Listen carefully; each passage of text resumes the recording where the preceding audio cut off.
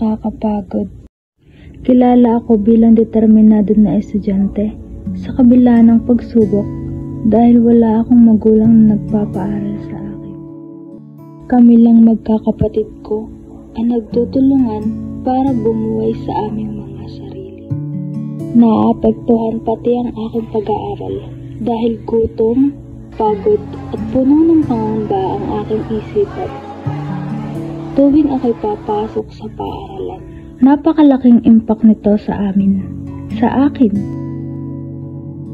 Ngunit ito ang realidad ng buhay. Joshua, ikaw ang gagawin mo. Yes. Ikaw, Biel, ganito dyan ang gagawin mo. Ikaw, gender din, ikaw magpapaliwanag sa'yo na. Ha? Ba't ako? Di ako makapokus sa klase. Kahit simple o basic na terminology sa math, hindi ko maintindihan. Miss Magadja, are you listening? Miss Magadja, stand up. I said, are you listening? Okay, class dismissed. Tama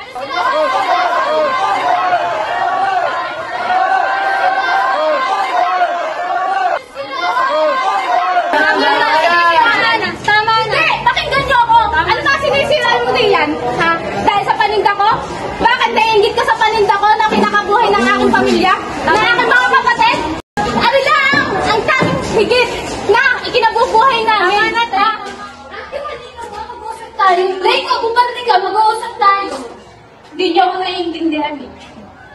Hindi niyo ako naiintindihan. Magkaiba kasi tayo ng kinalakihan. Magkaiba tayo ng naranasan sa buhay. Oo, siguro, tama nga sila. Ate, huwag mong isipin yan. Porque hindi tayo magkaiba. Sasuportahan ka namin sa lahat ng bagay. Ang bawat luha, bawat sugat, bawat pagsubok ay nag-iiwan ng marka. Ngunit hindi ito ang palatandaan ng pagtigil ng mundo. Ito ang ating mga sandata.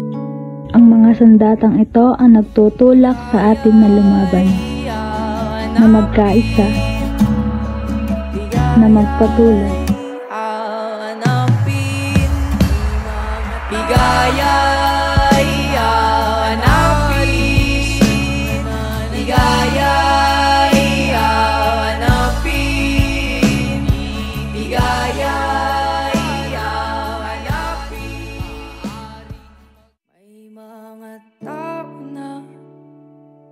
Alis at